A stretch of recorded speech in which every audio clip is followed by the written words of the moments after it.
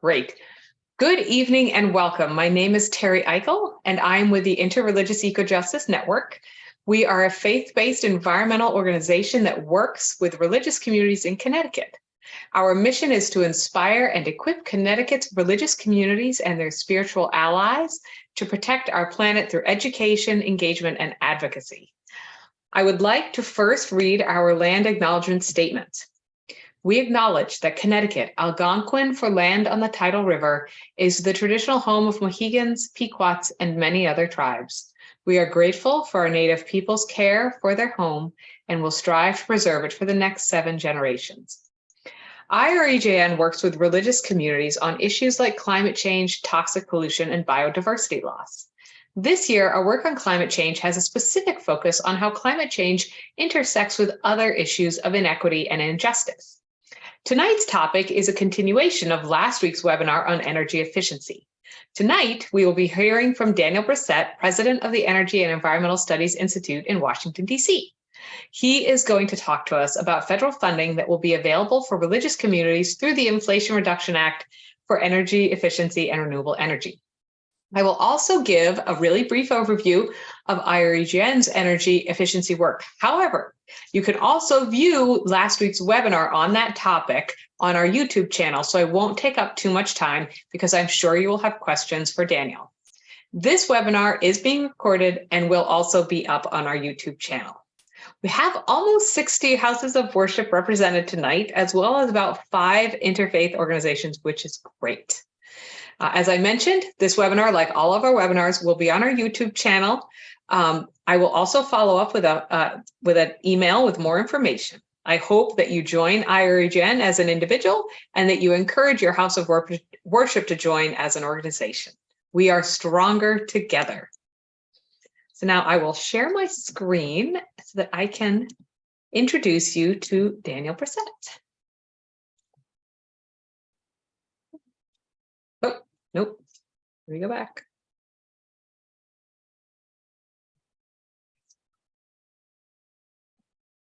Try this one more time.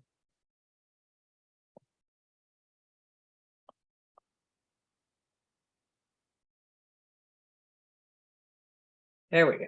Okay, great. So Daniel Brissett, who I've just been chatting with, is lovely. He serves as the president of the Environmental and Energy Study Institute in Washington, D.C., a nonprofit education and policy organization. Before joining EESI, Daniel served as a vice president of policy at the Alliance to Save Energy, which also involved leading the Energy Efficient Codes Coalition as its executive director. Previously, Daniel was the Maryland Energy Administration Senior Energy Policy, hang on a second, that's a little bit better, policy manager, and oversaw a diverse portfolio of state energy efficiency financing initiatives. He provided expert testimony to Congress, the Maryland General Assembly, and other regulatory agencies on energy efficiency topics, and presented at national conferences and served on a range of many other boards. So I'm just going to stop my share now and let him take over because my Zoom does not seem to be cooperating too much. Daniel, welcome. Thank you, Terry. Thank you for the nice introduction. Hi, everybody. It's nice to be with you this evening. Hopefully you can see and hear me okay. I am going to share my screen. Hopefully this will work. Go to full screen. Is this, Terry, can you see what I think you can see what I'm sharing. There's always that moment in a Zoom. Yes, you're good. You're good. Right. So I will do exactly what Terry said. I'm going to talk a lot about the Inflation Reduction Act. I'm also going to talk a little bit about the Bipartisan Infrastructure Law, or the Infrastructure Investment and Jobs Act, which is sort of its formal title. A lot of what applies to one applies to the other, even though the opportunities are a little bit different. And then we'll leave lots of time for Q&A. But before I do all of that, Terry gave me a very nice introduction, but I'd like to also start with an introduction of my organization, EESI. We are based in Washington, D.C. We are primarily engaged in providing nonpartisan science-based educational resources to policymakers with a focus on members of Congress and their staff. Next year, we will be 40 years old. I've only been with the ESI for a few years, since 2019, but we date all the way back to 1984. We also have developed over time some expertise around helping utilities in rural areas access federal programs to deliver inclusive financing programs for their customers. We actually have leveraged a lot of that work with what we have attempted to do so far with the IIJA and with the IRA. Also would like to say sort of right at the start that EESI considers diversity, equity, inclusion, and justice as core values. We do our best. We realize we have a long way to go and we have a lot of improvement to make, but it's something that we care deeply about and think a lot about as well.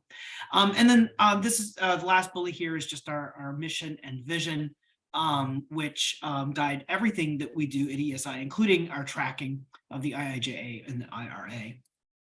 So starting off, as Terry said in my biography, I restarted my career with the Alliance to Save Energy. That's an energy efficiency advocacy organization. That was a good place for me because I am a huge believer in energy efficiency. I am 100% an energy efficiency first person. And that's because energy efficiency is always a good thing. And as someone who leads a nonprofit, I recognize that there are only so many ways I can save money.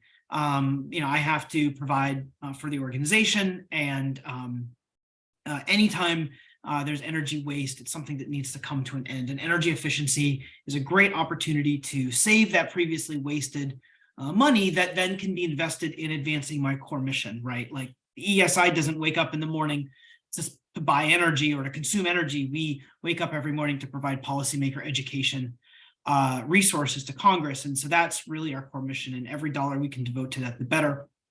There are also lots of other benefits of energy efficiency, including enhancing the sustainability and the productivity of our operations, improving our indoor air quality, which over the last 3 years has increased in importance. Also, nonprofits are centers of their communities. And while we operate sort of in the climate advocacy space in Washington, we still are part of our community, and it's important for us to lead by example and to contribute to community health, wellness, and resilience, and to set a good example in terms of environmental stewardship, and energy efficiency is a great way to do that. And also, and this is very important for the discussion that will come later around the Inflation Reduction Act, energy efficiency sets the groundwork. It really sets the foundation that we can build on for renewable energy, energy storage, and electric vehicles. And most importantly, there's really no better, faster, cheaper way to reduce greenhouse gas emissions than to cut our energy consumption. So before I get to the Inflation Reduction Act, I'm going to back up to November 2021, which is when the Infrastructure Investment and Jobs Act was enacted.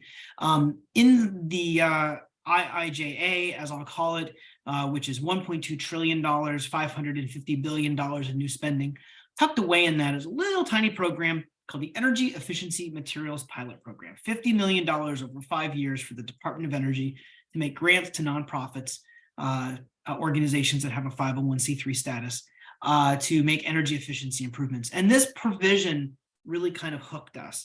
We didn't write it, we didn't come up with the idea, but it's a great opportunity for the Department of Energy to help nonprofits and communities around the country make energy efficiency investments that will benefit their communities. And so we took an interest in this, and we've spent some time thinking about how the Department of Energy can implement it. We've been talking with them quite a lot. We've shared lots of advice, and we've also been making lots of new friends, including in the religious community, in religious communities across the country. With libraries, museums, all the different nonprofits. It's a very diverse sector, and we've been doing our best to make organizations aware of this opportunity. The problem with the IIJA and the IRA is that they are not implemented yet. And so all of this has to come with a caveat of we don't know exactly what these programs will look like.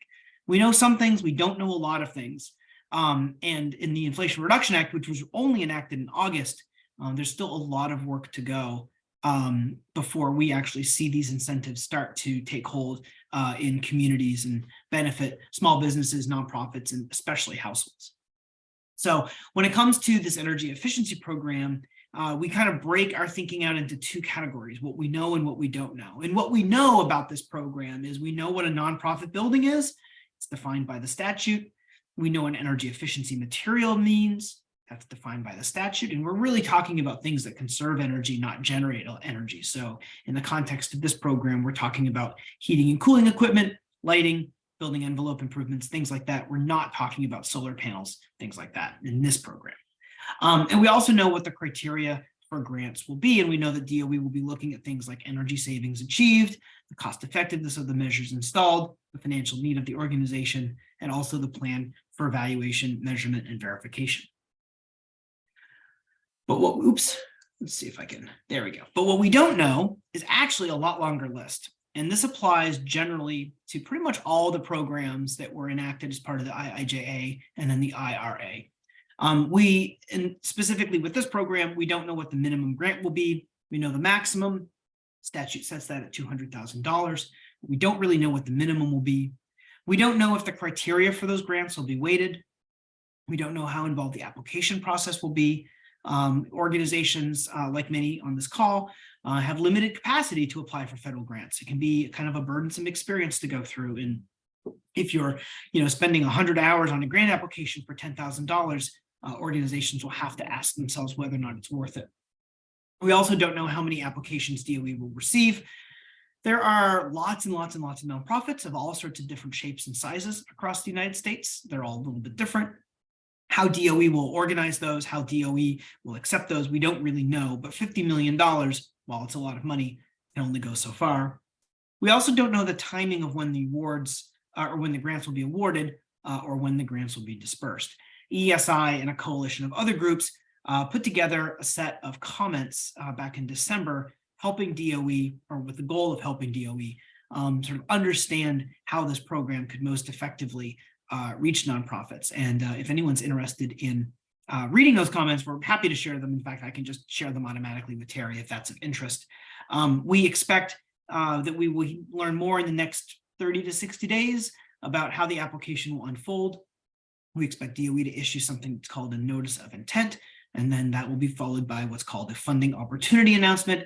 You might say, well, those are awfully bureaucratic terms. Yes, it is. That's all awfully bureaucratic terms, but that's typically how DOE rolls out dollars for these types of programs.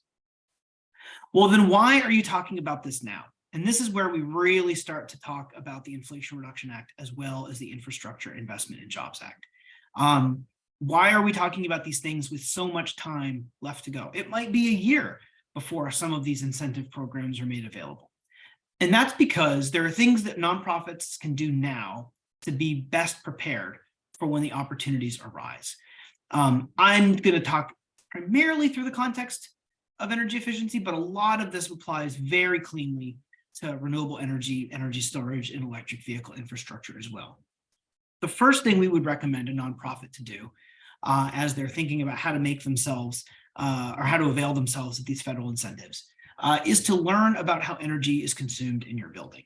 How do you do that? Well, the first thing you can do is walk through it.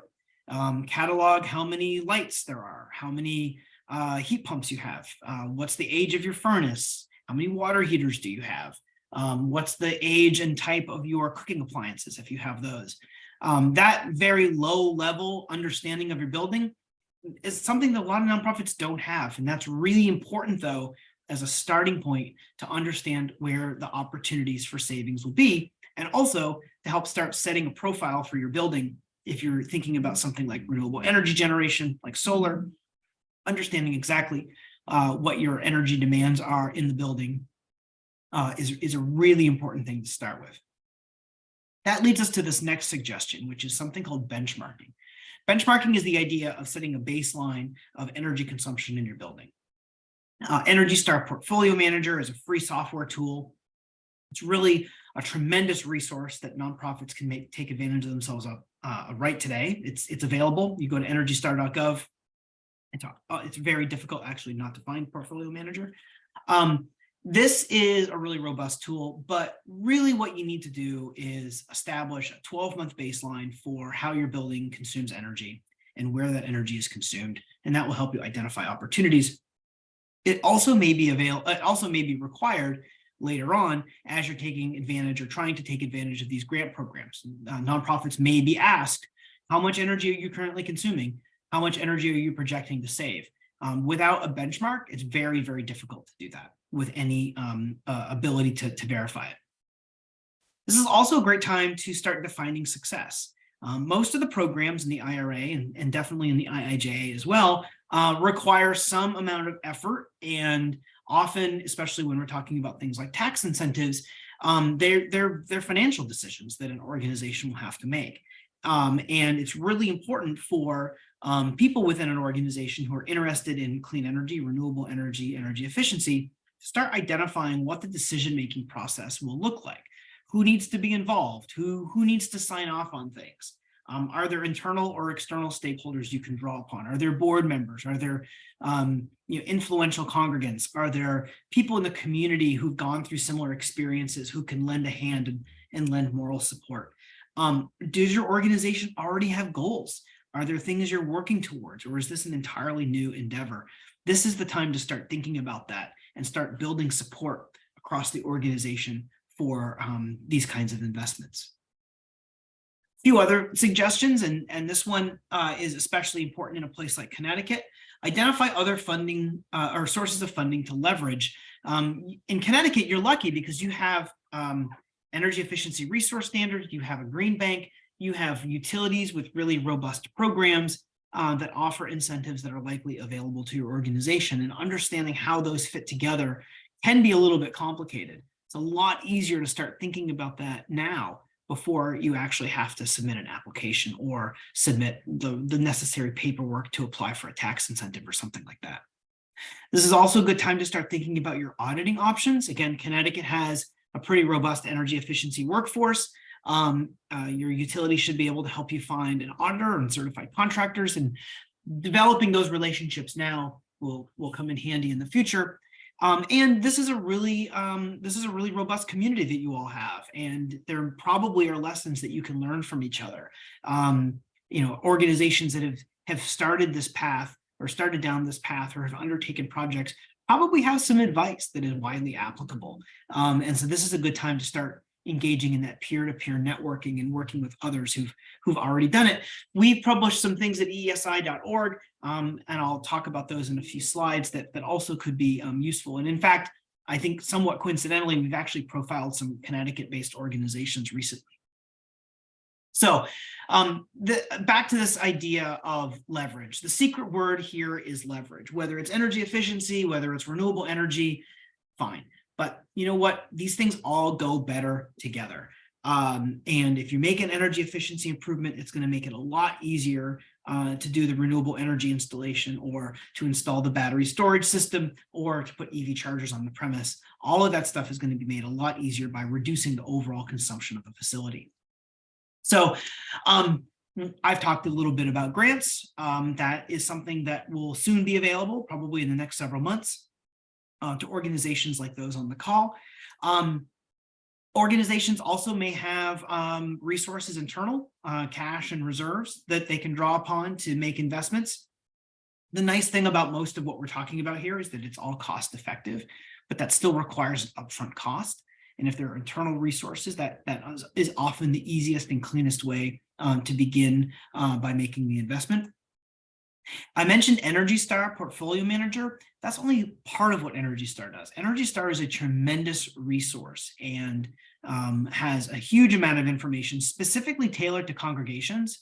And so if you haven't already visited Energy Star and learned about the different resources that they have, it's a really, really great first step, in addition to webinars like this, to start understanding what the range of available options are. Now we're getting into the things that are new, and I'll talk a little bit more about this in a moment, but tax credits. Previously, nonprofits, they don't pay taxes, and so tax credits were out of reach. That changed with the Inflation Reduction Act. There's now something that's called direct pay, which provides, rather than sort of filling out the paperwork for a tax credit, now you can fill out the paperwork even if you don't have a tax liability and receive the benefit that way. This is a total game changer for nonprofits, especially as it relates to renewable energy storage and things like that. Connecticut is, like I said, a lucky state in terms of its availability of utility rebates. So, what measures are rebated or incentivized by the utility is a great way to start thinking about how to structure a program. I tend to think of buildings as machines where it's just it's a system of interconnected systems. So heating and cooling systems, lighting systems, things like that. Making an investment in one of those systems often delivers benefits and makes it easier to make investments in other systems, especially for replacing old lights. Old incandescent lights and other technologies like that generate a lot of heat, and you'd be really surprised by how much you can save on the heating and cooling side of things just by making a lighting improvement. And utilities are often especially engaged in that so-called low-hanging fruit, things like lighting. Financing, Connecticut also has the Connecticut Green Bank, which is a tremendous resource, but there are also additional financing options, including Small Business Energy Advantage in Connecticut that can be brought to bear. You also may have relationships with lenders that may also be able to help. There might be community development financial institutions. There could be other sources of internal financing that you could draw upon, but spreading that upfront cost over time is often a great way to go. And then lastly, one of the key advantages of a state like Connecticut is you already have a trained workforce. You have the contractors and the auditors who are standing by to help you with all of this. Not every state has that. It'll be a lot easier for organizations in a state like Connecticut to take full advantage of these programs because of the strength of your local workforce. And we have a website. There's the link at the bottom if you'd like to learn more about all of these. My colleague Miguel Yanez Barnuevo, who's not with us this evening, but he's been doing a lot of writing in particular about all of these topics and more. And so I really can't recommend his articles enough. So additional opportunities. This is where we'll get into the Inflation Reduction Act in depth. The first is this direct pay option for previously out of reach tax incentives. 30% rebate for rooftop or community solar, 30% rebate for battery storage. Previously, nonprofits could access this, but only if they had a private company with a tax liability that was able to take advantage of it. That middleman is no longer there. And so nonprofits will soon be able to take advantage of the 30% tax credit. We still have to wait for guidance from the IRS about how to do this. I am the last person you would ever want to take tax advice from, so be sure to talk to your accountants or other people who are involved in your financial controls or auditing or your board or whoever you take financial advice from. They will ultimately be able to help you figure out how to access this, but this is a total game changer. Life will be so much easier for a nonprofit looking to install solar panels a year or two from now, or even 6 months from now, than it has been ever before in the past. And it's all because of this direct pay option for tax credits for solar.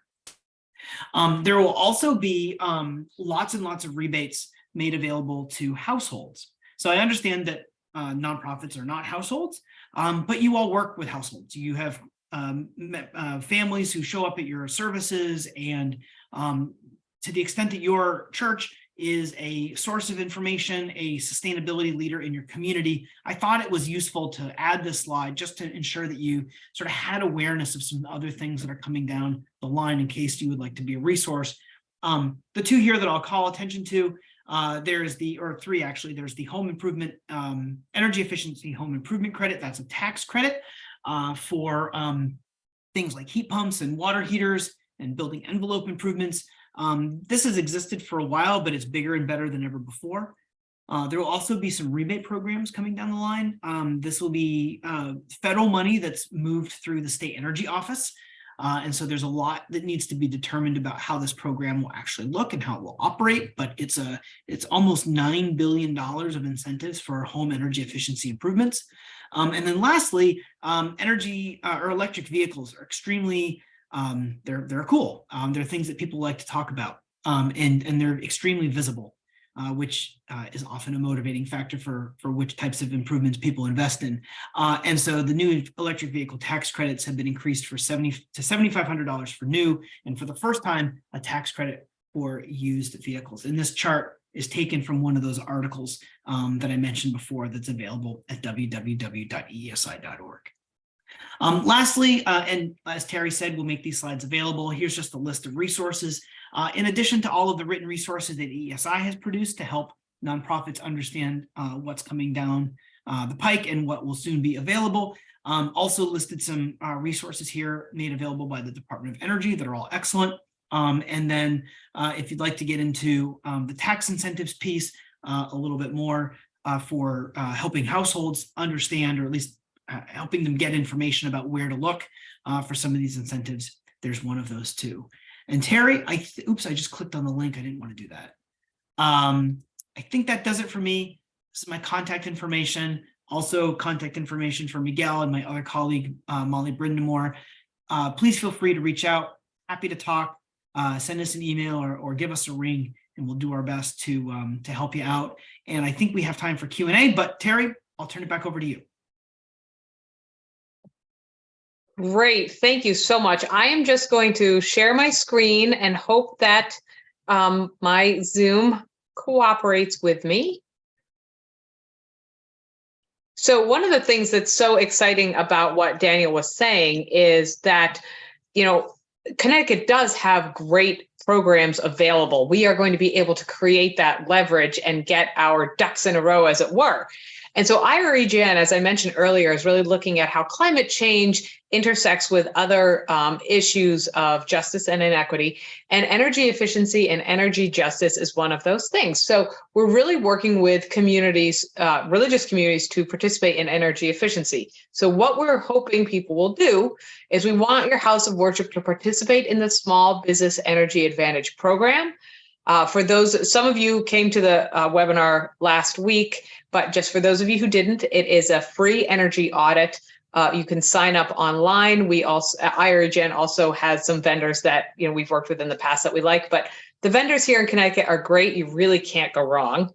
And the vendor will come to your house of worship. They'll do a free audit. They will provide you with a menu of options you can do, and then you can implement sort of what you can afford, or, you know, what is most appealing. And as Daniel said, lighting tends to have make a big difference. It's a low hanging fruit. It's a bit more affordable. But with these applications that will come out, the benefit of the SBEA program is that you'll be able to create a full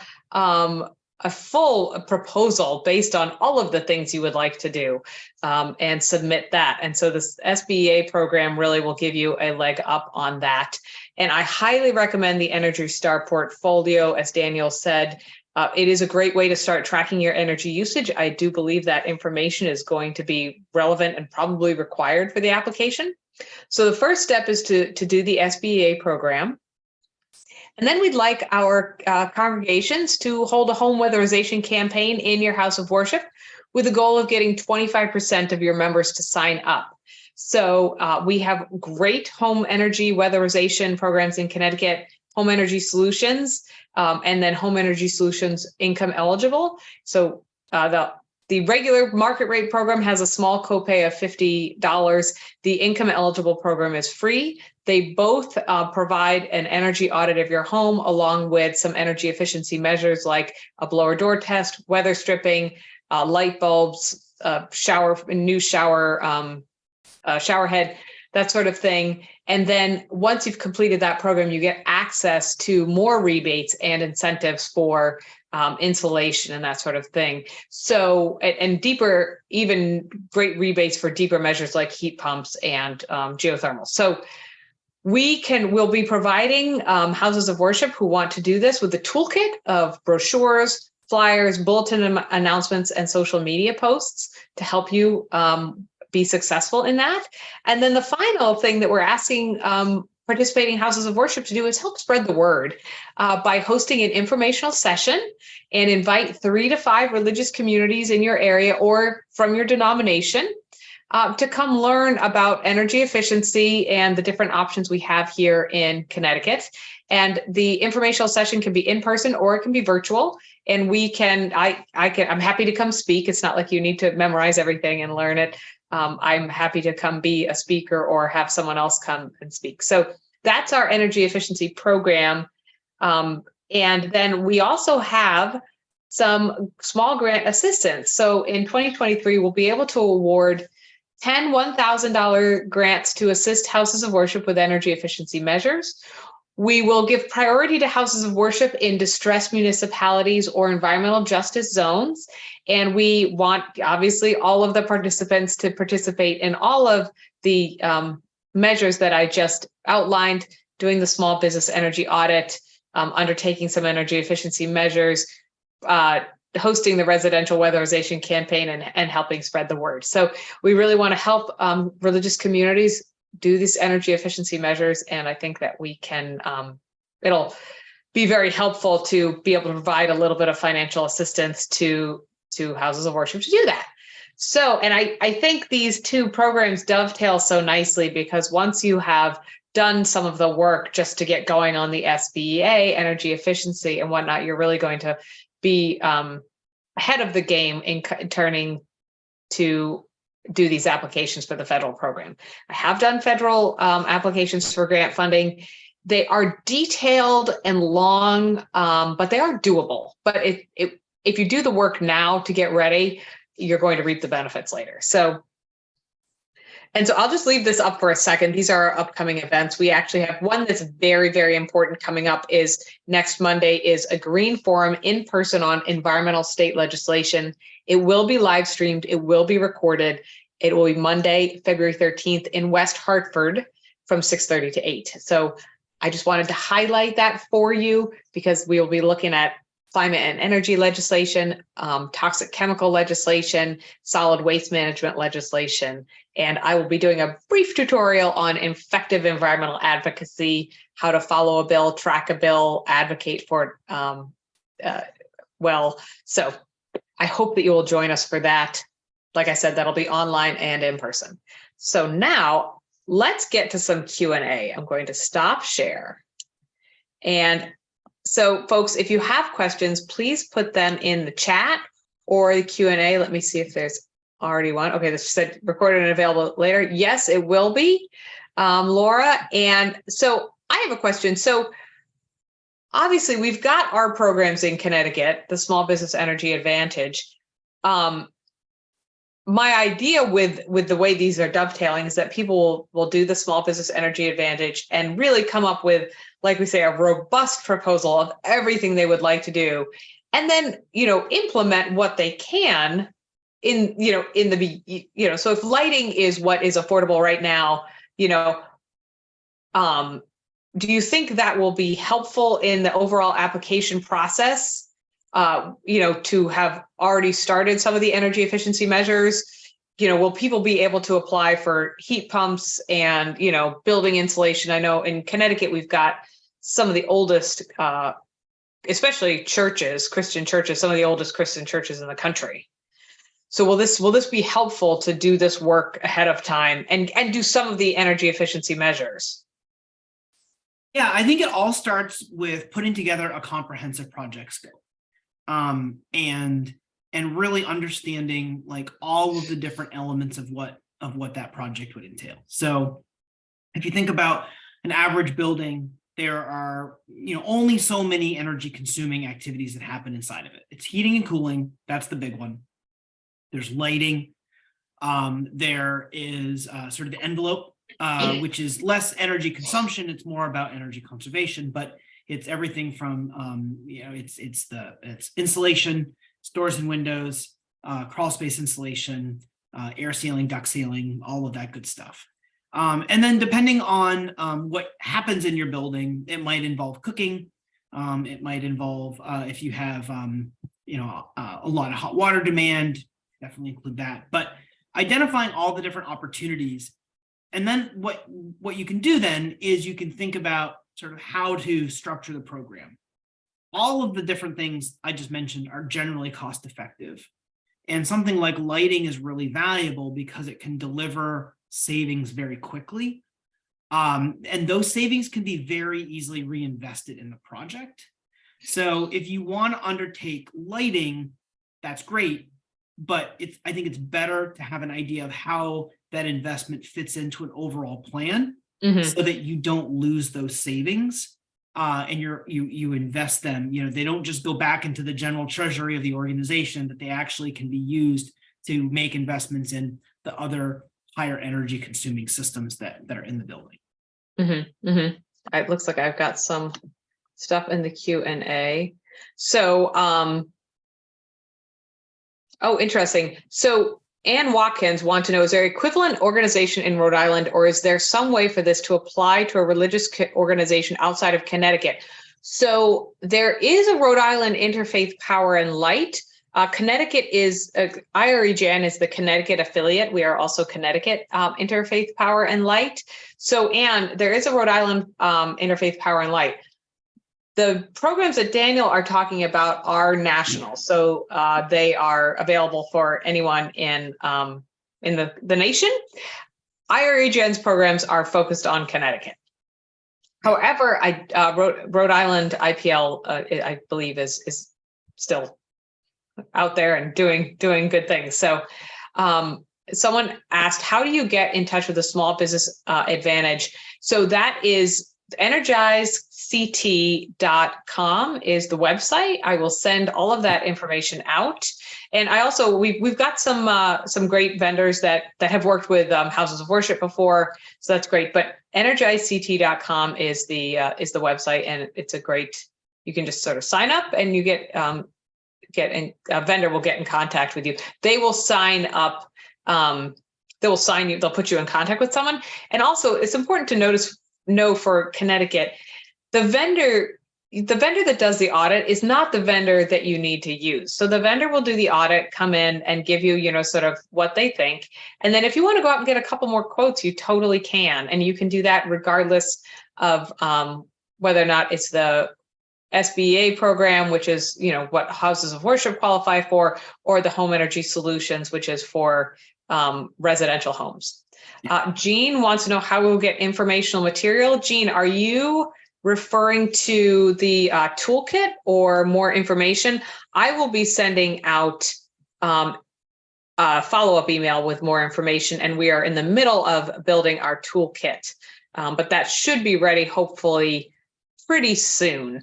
I'm hoping that the houses of worship will do the SBA project first, start talking about energy efficiency within their houses of worship, and then roll out their home weatherization just a little bit after that, so that they can get people excited about energy efficiency and seeing the impact.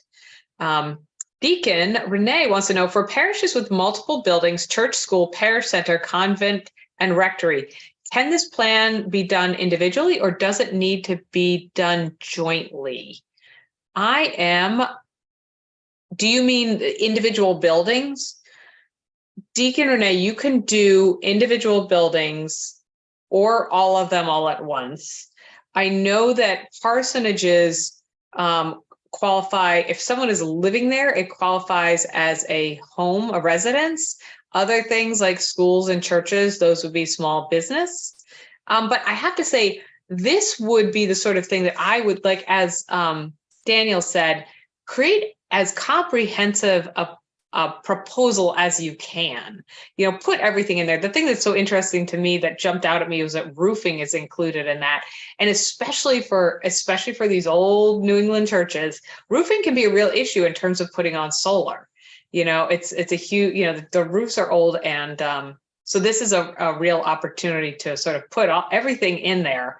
$200,000 is a lot of money. Daniel, do you think that, speaking of these old New England churches, can the heat pumps keep up with the need and the sort of structure of the way those buildings are built? Yeah, they definitely can. Heat pumps work best though when they're put in place along with other energy efficiency measures. Sure. So, a heat pump, if you have a heat pump in your home, that it kind of gradually builds up and then it maintains the temperature at the set point, whatever that set point is. And heat pumps provide heating and cooling, which is great because you only need one piece of equipment.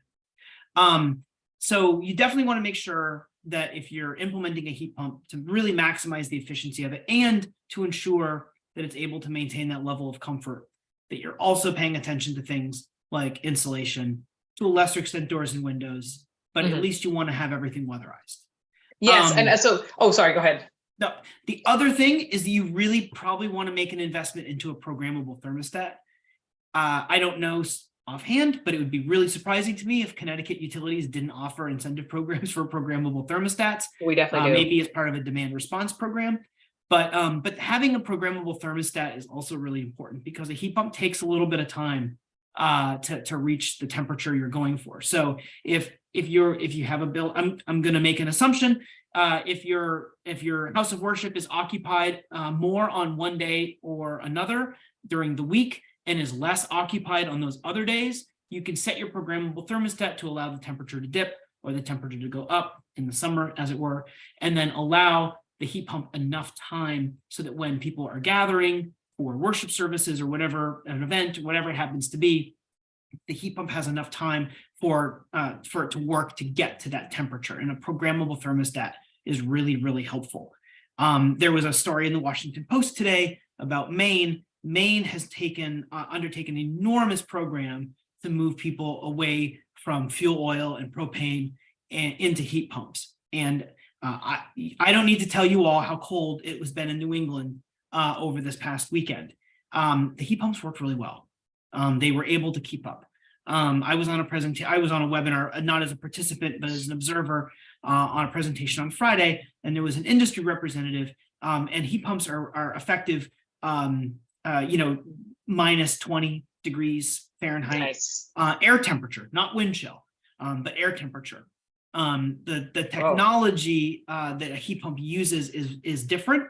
And even at something like -20 or -15, there's enough heat in the air. We can't really feel it, but there's still enough heat in the air that it can actually be extracted and moved into the conditioned space. So I wouldn't worry too much about a heat pump's ability to keep up, but it really does make a lot of sense to implement a holistic energy efficiency improvement.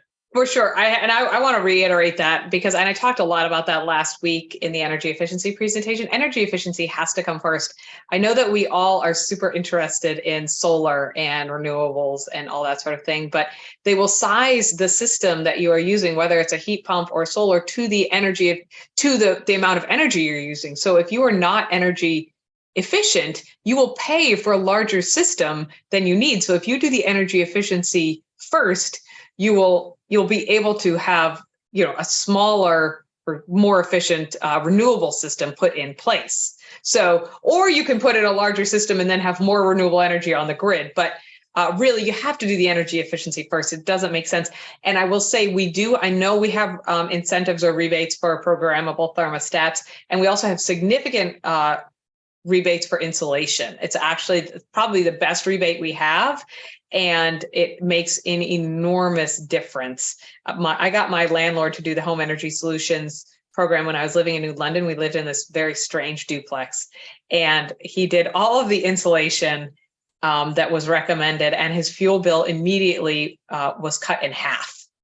So he was like over the moon. He was so thrilled. So here's a question from Diane. She said, "Thank you for arranging this program. Very interesting opportunities. Mr. Brissett mentioned that we have a great workforce, but it's my understanding that after the pandemic, there is a serious lack of workforce numbers, partly due to the pandemic and small business challenges. What is the status of the workforce supply, and can the IRA help increase staff at HESP companies via grants, low to no interest loans, etc.?" So the energy efficiency workforce in Connecticut and other states with sort of lots of experience with energy efficiency was really strong before the pandemic. Those numbers are actually available. I can look them up, but the pandemic saw a downturn, obviously, in employment. But the latest jobs reports I've seen show a really strong rebound in the energy efficiency workforce. The IRA, the IIJA, all of those programs will drive and strengthen the existing workforce. But the workforce is driven as much by the utility programs and by the weatherization programs. The same people who do one of those types of projects often do multiple. And in the small business sector, oftentimes they're also able to do residential projects and likewise. So in Connecticut, the workforce is, my guess is that it's on the rebound, but they will, I'm sure they'll be able to fit you in. The idea of the workforce is not just the numbers.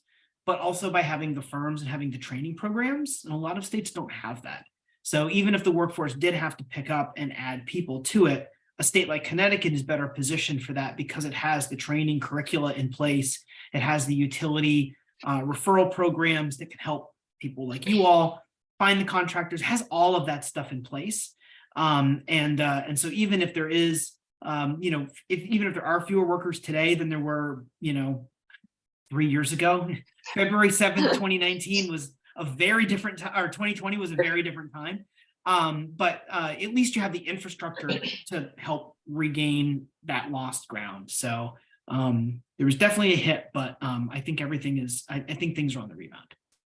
Great. I mean, I agree with that. And I'll also just put in a little plug for environmental state advocacy is that the fact that we have such good programs and training and whatnot is a direct result of the fact that so many people over the years have advocated at the state level for strong programs. So the state legislative session is going now into the middle of June, and we've got some great bills that we're looking at. So again, these will pay off many dividends in the future doing the work now. So Bettina asks, our building needs gutters and probably a dry well. Does that sort of thing qualify for envelope improvements?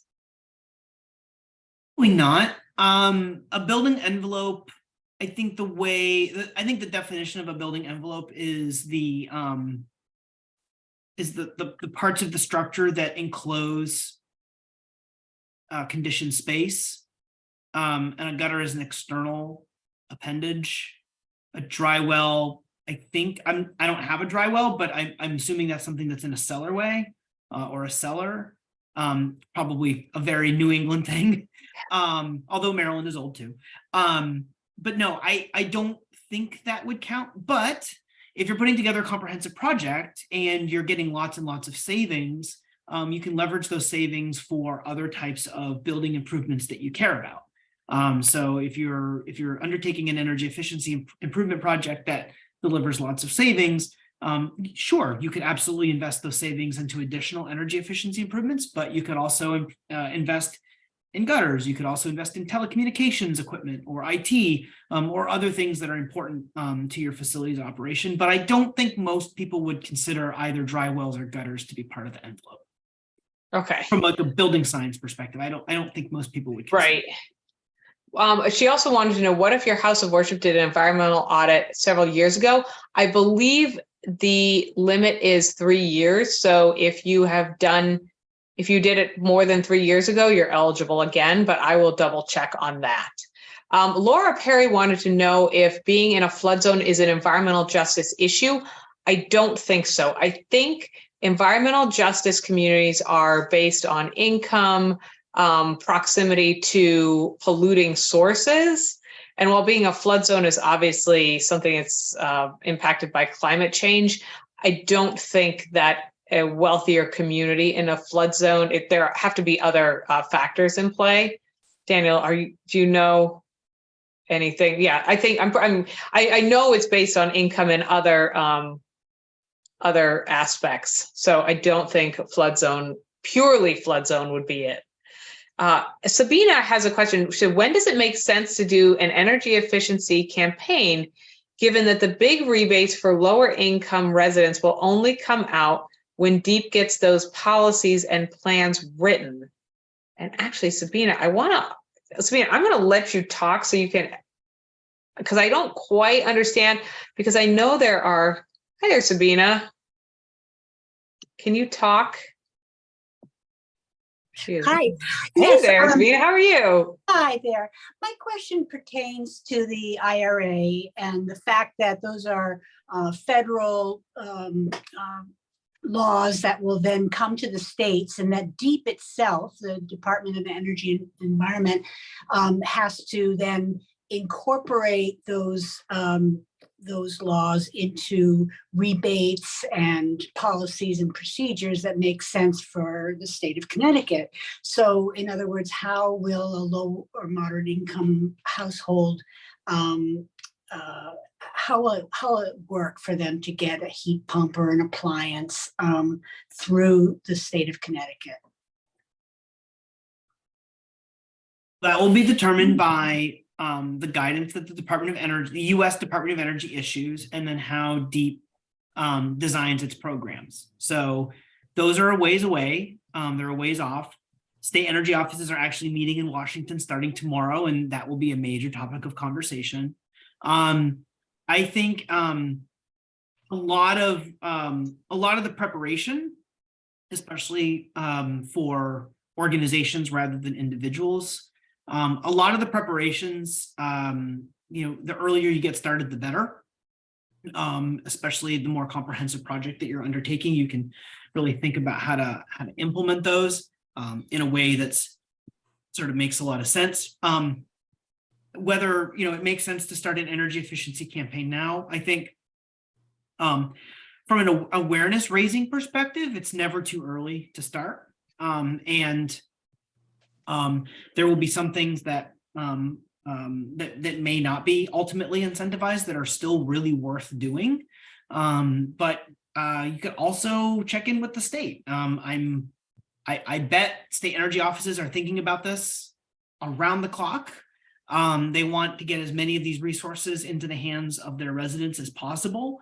I know when I worked in a state energy office, I always appreciated people from communities reaching out to say, hey, what's going on? How can I help? In advance. I always appreciated that. And my guess is that they would similarly appreciate it. The folks on this webinar have a lot of influence in your communities, and a lot of people in your communities look up to your organizations. And I think it could be really beneficial to make that outreach, but ultimately those are all state decisions. Those state decisions are months and months and months away. Their Department of Energy is collecting comments right now, due March 3rd, from organizations, including states, on how to do that. But it's never, my analogy is, if you had a leaky gas tank in your car, would you wait 6 months to fix it? Probably not, right? You wouldn't want to be dripping gas all over your driveway and the road. You'd want to take steps immediately to fix that. And buildings are similar. If you have an inefficient building, and if you have the means to fix it in the near term, it might be better overall to do that now and start those preparations. And one thing I actually wanted to add to that is, from what I've heard talking to vendors, is the single family home weatherization audits are scheduling a couple months out. The other ones for both small business and apartment buildings, which are in two different categories, there's 2 to 4 units, which is still under the Home Energy Solutions, and then there's 5+ units, which is considered a large apartment building. Those are much more rapid, especially the small business energy advantage, and the large apartment buildings are quite quick, and there's some delay in the 2 to 4 units. So, but to Daniel's point, is beginning to raise awareness about the programs is a huge first step. So, but I think the exciting thing is that there's so much new funding and options coming from the federal government that we've never had really before. And so the challenge will be waiting patiently as the details get sorted out, I guess. So, but thank you so much, Sabina, for that question. Did that help? Thank you. Okay, thanks. All right, so Roland said he wanted to know, you still need a furnace even if you have heat pumps. I do not believe that's true, right, Daniel? No, heat pumps provide heating and cooling. So yeah. You can switch them out. You can actually switch out 2 systems for one. There are some people who feel like you do in fact need a furnace.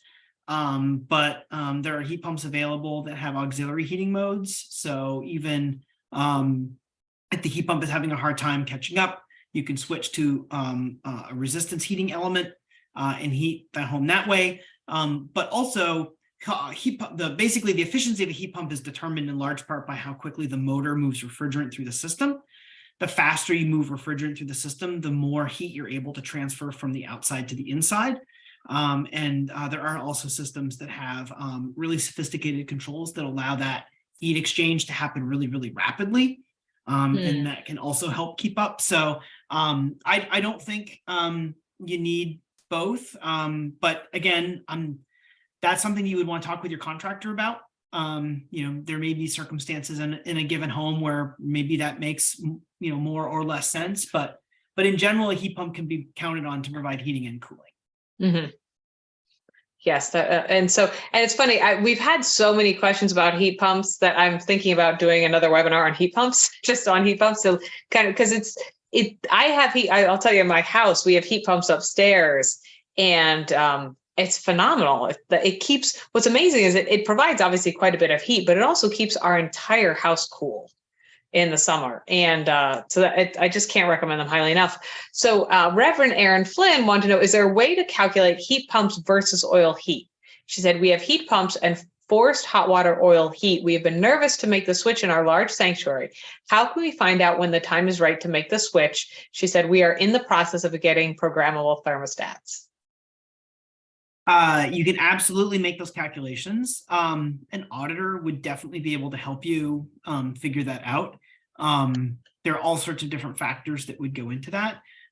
We have an online resource called the Beneficial Electrification Toolkit that could also provide some help in that regard. But in general, yeah, you can absolutely calculate savings from oil heat and heat pumps. That calculation. And I actually think that will be important in the application process, because I think the energy savings, the delta from where you start to where you're projected to end up, is going to be a piece of that application. So understanding your current energy use and then the impact of energy efficiency measures is going to be an important part of that application.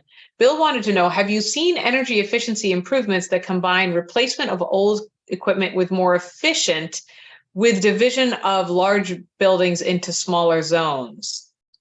Definitely. Yeah, absolutely. You can really customize the heating and cooling loads for different zones. Absolutely. Heat pumps especially are really good at that. Heat pumps are very flexible in terms of where they can be installed. They come in different formats. And so rather than having a big honking furnace that just pushes air out, depending on your facility, you could have heat pumps installed in different places that provide heating and cooling loads. You might have heard something called the mini split, something that generally gets installed in the wall. But we have a heat pump upstairs, kind of like you do, Terry, and it basically just fits in the house like an air conditioner would, and it hums along and keeps everything warm and cozy or cool and cozy. So yeah, absolutely. You can definitely get that level of customization. That's also where the programmable thermostats come in, so that you can control zone by zone and really have a lot to say about how each zone is, the comfort in each zone. Yeah, definitely. Nice. So Peter wanted to know, does the IRA have rebates for geothermal equipment? Yep, definitely. Great. Yeah, and geothermal Peter, is good. So does Connecticut. And so actually, here's a question. Can those rebates be combined? Will that be a possibility? That is the $64,000 question. So, Okay. Yes, the answer is hopefully. If you think about all of the different sources of leverage, all those different gears I had in my slide, ideally, you can take a tax incentive, you can combine that with a rebate, you can combine that with a utility rebate, you can combine that with third-party financing or utility financing or green bank financing, and all of the stuff can sort of work together harmoniously. That is a major theme of the comments that many organizations are submitting to DOE to ensure that the maximum amount of stacking, it's called stacking, is possible. So I personally am optimistic, but I don't take it for granted. It's very important that the guidance that comes out for DEEP and other state energy offices is helpful in that regard. I'm 100% sure that the people at the state energy office in Connecticut are thinking a lot about how this will actually work. And in states where you have those big rebate programs and those incentive programs, those are really, really important for making these projects optimally cost effective. So that's definitely the goal. A lot of work remains to ensure that that's the case.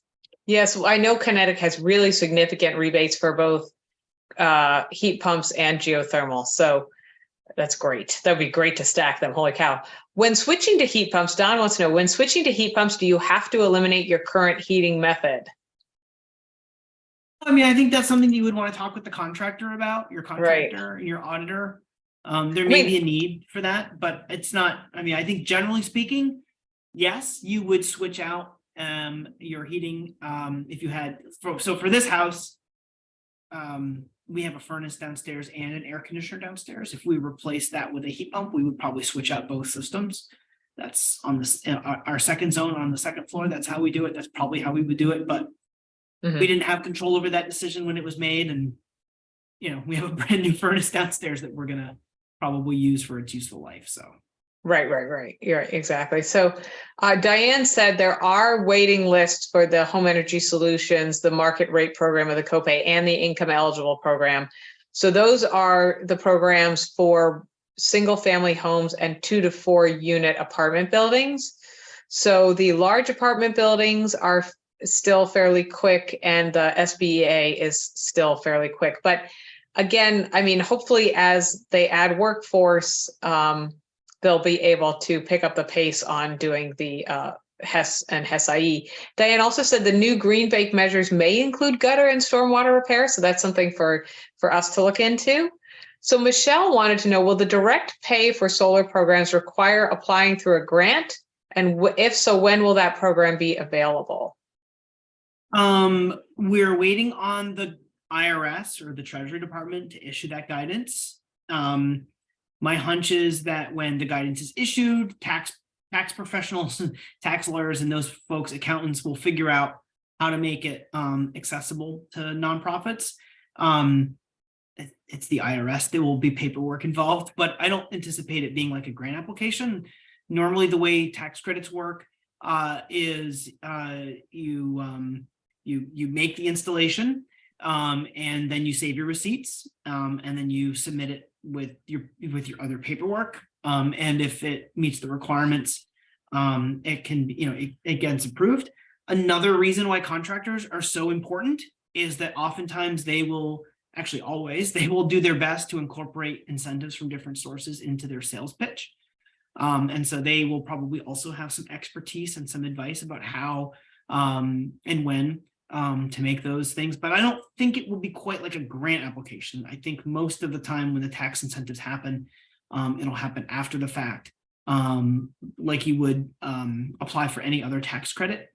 There will be some, we didn't talk about this, but there will also probably be some direct consumer sort of point of sale element to all of this as well. So especially on the residential side, I think there's a good chance that you'll be able to receive a rebate at point of sale. So when you buy a new appliance at a home improvement store, the rebate can be deducted.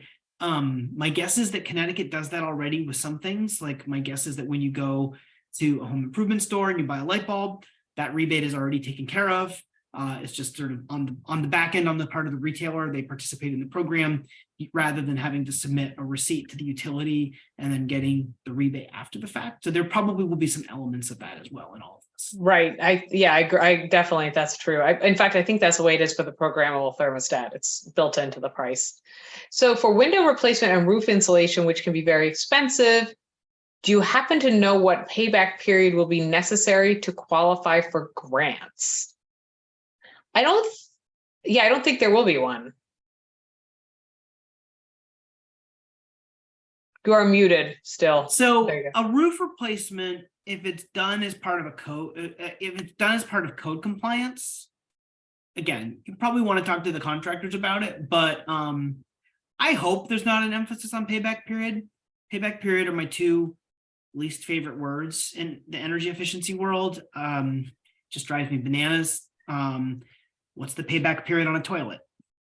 People don't seem to care about that too much. Why should they care about it for a heat pump or a furnace or a nice refrigerator? So I hope that that if there is a cost effectiveness requirement, that it encourages holistic, comprehensive energy efficiency projects that allow leveraging high payback measures like lighting with longer payback measures like insulation. But with roofs, I think it's likely, we don't know this, it's a speculation, it seems likely that those probably work out better when they're proposed as part of a larger project. But depending on where Connecticut is with its building energy codes, if you're becoming code compliant, that's something you would want to talk to your contractor about what is actually required versus what is actually capable of being incentivized. Cool. Great. Thank you. So it's 8:06, and it's funny, the last question is actually a question that I feel like I should practically save for my webinar on heat pumps that I'm going to put together, because we've had so many questions. Because Anne just wanted to know, how do heat pumps work with solar heat and hot water and photovoltaics? Because she's got radiant floor heat and electricity. It's all solar. She needs cooling.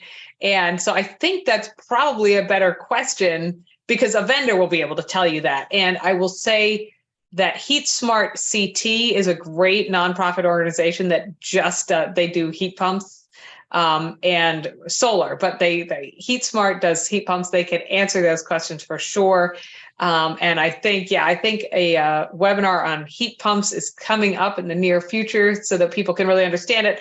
I have to say, the strides that heat pumps have made in the past few years have been tremendous. Like Daniel said, now they are efficient and effective to minus 20 wind temperature. That's fantastic. There's really no reason to not have them. So Daniel, thank you so much for being a part of this. Everyone, thank you so much for joining us. Daniel, we're so grateful you spent the time to do this. I will be placing this webinar on our YouTube channel. I will follow up with more details. And I will also put this presentation as a PDF up on the IREJN website, so you can kind of review it as well and forward it around. Folks, on this, I have a Google form. If you would like to participate in our energy efficiency program, I would like to know. I want to know who's going to do the SBA program. I want to know who would like to do home weatherization, to receive a toolkit. There is no time like the present to start. And as Dr. Catherine Hayhoe said on a webinar we sponsored in 2021, 60% of our carbon emissions can be eliminated through energy efficiency alone. So it's a huge opportunity to fight climate change and help people be more comfortable in their homes and reduce their energy costs and usage. So, Thank you, Terry. It was really nice to be here, and thanks everybody. Good luck. Thank you so much, guys. Have a great night. You too. Thanks.